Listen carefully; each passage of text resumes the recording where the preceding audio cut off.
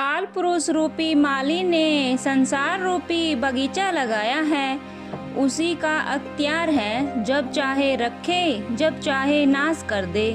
केवल सतगुरु कबीर साहिब में ही यह शक्ति है कि जीवों को काल के पास से छुड़ाकर भव सागर के पार ले जाए। कबीर साहिब कहते हैं कि काल पुरुष ने सबकी बुद्धि को भ्रष्ट कर दिया है, इसी कारण सत्य पद को नहीं पहचान सकते।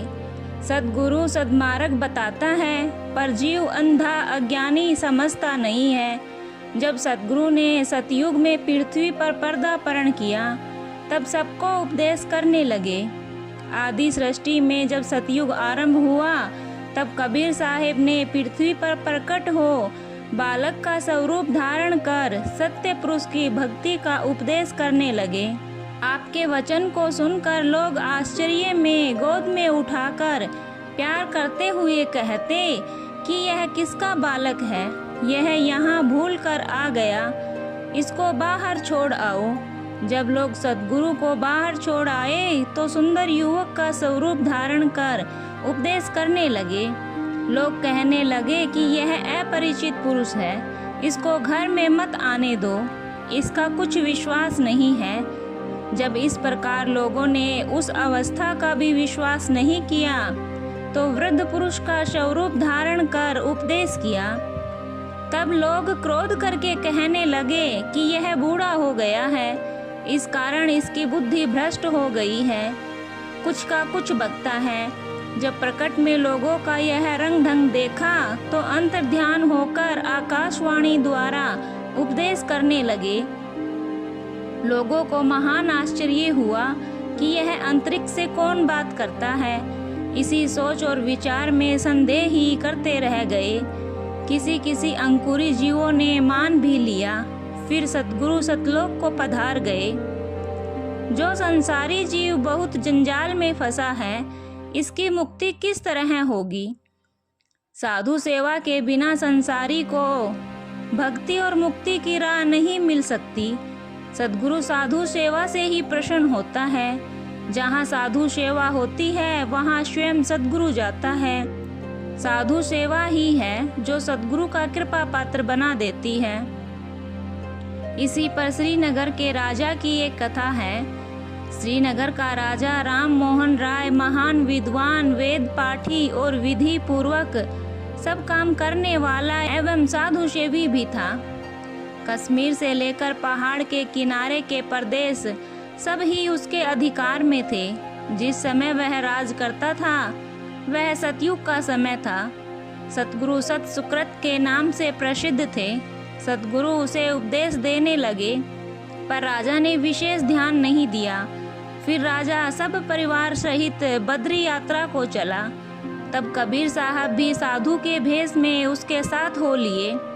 जब राजा बद्रीनाथ में पहुंचकर दर्शन आदि कर अपने आवास पर निश्चिंत हो बैठा, तब कबीर साहिब ने मंदिर में जाकर मूर्ति के माथे पर हाथ रखा, जिसके प्रभाव से मूर्ति तो पारस की और मूर्ति के नीचे की चौकी सोने की दिख पड़ी।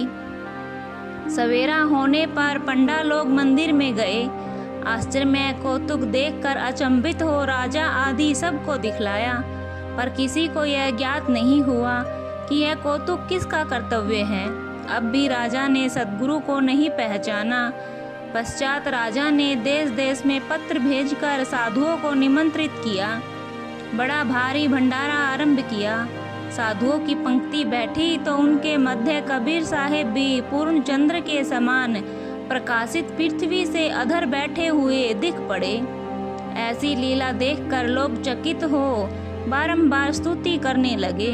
राजा को पूर्ण विश्वास हुआ कि इसी साधु से मेरा उद्धार होगा। राजा रानी दोनों हाथ जोड़कर खड़े हो स्तुति करने लगे। राजा ने विनय पूर्वक प्रार्थना करके पूछा कि महाराज आप कौन हो, कहाँ से आए एवं किस लिए पधारे हो। कबीर साहिब ने उत्तर दिया कि हे राजन, हम अमरलोक से आए हैं। जो हमारा उपदेश ग्रहण करेगा वह भी अमर हो जाएगा। यदि तुम्हें अमरलोक जाना है तो मेरे साथ चलो। राजा ने सब संसारी राज वैभव त्याग कर अपनी रानी और अनेक पुत्र तथा 17,000 परिवार और प्रजा को साथ लेकर परम धाम की यात्रा की। सत्संग और कुसंग का फल कहिए। सत्संग के प्रताप से बड़े पापी अधर्मी परम धाम को गए। कुसंग से बड़े बड़े तपस्वी महात्मा ज्ञानी नरक को तथा नीच योनियों को प्राप्त हो गए। गुरु करने और दीक्षा लेने के समय क्या क्या करना आवश्यक है? जो रीति और व्यवहार गुरु बतलावे वह करे। गुरु को प्रतिष्ठा के साथ वस्त्र आदि पहनावे। उच्च आसन पर बैठाकर रुपया आदि सब यथाशक्ति भेंट करे। साधुओं को भंडार दे। जहाँ तक अपने से हो सके साधुओं को भेंट आदि देकर प्रसन्न करे। जिसने अपना सर्व तन मन धन गुरु को अर्पण किया उसका सर्व कार्य सिद्ध हुआ। अपने गुरु का आज्ञाकारी रहना। गुरु को गोविंद से बढ़कर मानना शिष्य का मुख्य कर्तव्य है। गुरुमुख तथा मनमुख का क्या अर्थ है? गुरुमुख वह है जो गुरु की आज्ञाकारिता में बना रहे। धर्मदास जी के समान तन मन धन गुरु को अर्पण करे। सदा गुरु का ध्यान किया करे। चाहे गुरु का शरीर निकट हो अथवा दूर हो। गुरुमुख की प्रशंसा वचन से बाहर है। सब प्रकार की रिद्धि सिद्धि ज्ञान और मुक्ति गुरुमुख के लिए है।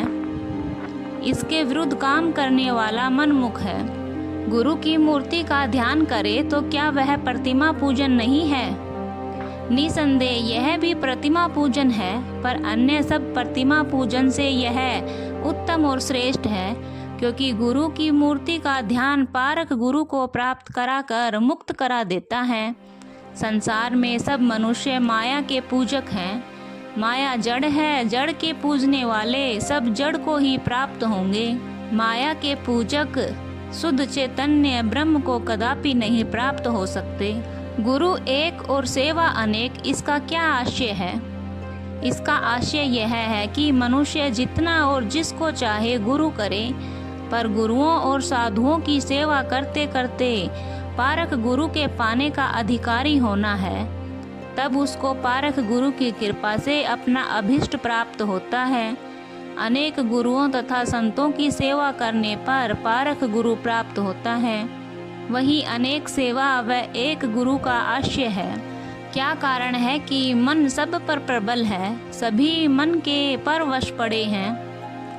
मृत्यु को भूलकर विषय वासना में लुप्त होने से ही मन के वश में पड़ा हुआ जीव नाना प्रकार के कष्ट उठाता है। जो कोई मृत्यु को स्मरण रखता है, ईश्वर के भय में रहता है, ईश्वर के भय में रोया करता है, पश्चाताप करके ईश्वर की दया की आशा रखता है, उस पर परमात्मा की कृपा दृष्टि होती है। वह मन पर विजय होकर सुखी हो जाता है। साधु गुरु किस प्रकार पहचाने जाते हैं? सत्संग से। सत्संग कैसे प्राप्त होता है? उदारता, सेवा और मन की शुद्धता से।